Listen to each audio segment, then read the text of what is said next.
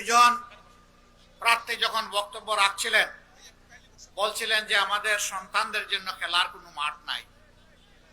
এটার সাক্ষ্য দিচ্ছে আজকে রাস্তার উপরের এই জনসভা। খেলার মাঠ থাকলে আমরা জনগণকে কষ্ট দিতাম না। আমরা বাধ্য হয়ে এখানে দাঁড়িয়েছি। আমাদের এই দাঁড়ানোর এবং জনসভার কারণে যাদের কষ্ট হয়েছে আমরা বিনা শর্তে তাদের কাছে মাপ চাই, আপনারা আমাদেরকে ক্ষমা করে দেবেন। তবে আমরা কথা দিচ্ছি এর সমাধান আল্লাহ তাআলা আমাদেরকে যদি সংসদে গিয়ে এই দেশের প্রতিনিধিত্ব করার, এই দেশের খেদমত করার সুযোগ দেন, আমরা ইনশাআল্লাহ এর সমাধান করব। আর যাতে রাস্তায় দাঁড়াতে না হয় কাউকে। প্রিয় দেশবাসী, আমি এসেছি আজকে শহীদদের প্রতি শ্রদ্ধা দেখাতে। এই শাহাদাতের ঘটনার পর ঘরে ঘরে যাওয়ার চেষ্টা করেছি। শহীদদের মায়ের চোখে আমি পানি দেখি নাই, আমি রক্তের ফোঁটা দেখেছি। কারণ তার সন্তানের রক্ত ঝরানো এই এলাকা। আমি আমার যুবতী বোনটির কোণে, চোখের কোণে ওরকম রক্তের ফোঁটা দেখেছি। অবশ সন্তানদেরকে বুকে আগলে জিজ্ঞেস করেছিল অনেকেই, আমরা অতি সাধারণ মানুষ, নুন আনতে পান্তা ফুরায়, আমার এই তিনটি সন্তানের এখন কি হবে? সাইনবোর্ড এলাকায় শহীদ সুমাইয়া, আমাদের বোন আকাশ থেকে ছোড়া গুলিতে অফুড় হয়ে দুনিয়া থেকে বিদায় নিয়েছিল। তার 2 মাসের কচি সন্তানটি তার কুল থেকে ছিটকে পড়েছিল। আমরা সেই সুমাইয়াকে দেখতে গিয়েছিলাম, শহীদ সুমাইয়ার কন্যা, একমাত্র মেয়ে।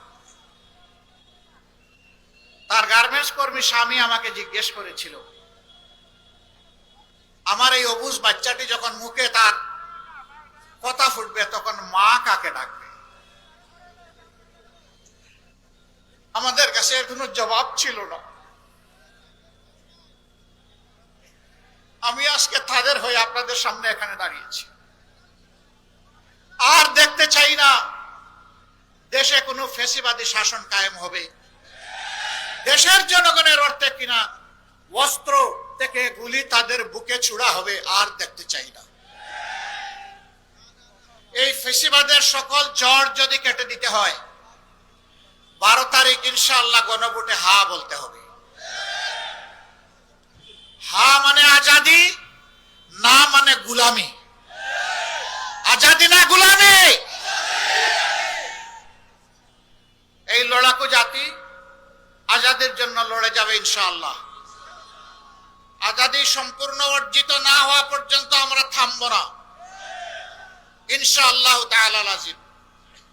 বিইজনিল্লাহ বিজয় আমাদের নিশ্চিত হবে ইনশাআল্লাহ।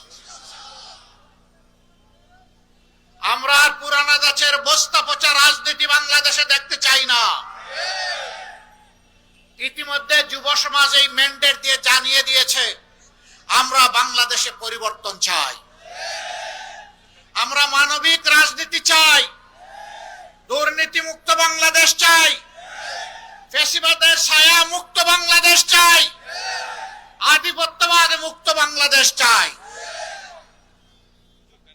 সম্মানিত ভাইরা, যারা জনগণের এই দাবি বুঝতে পারে না, জনগণের বুকের ভাষা বুঝে না, ইনশাআল্লাহ বাংলাদেশের সংগ্রামী জনগণ আগামী 12 তারিখ তাদেরকে বুঝিয়ে দেবে।